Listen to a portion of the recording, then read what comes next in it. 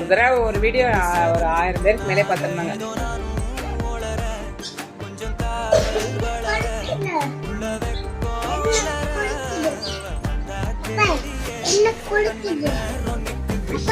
பிச்செல்லாம் குளிக்கிறாங்க.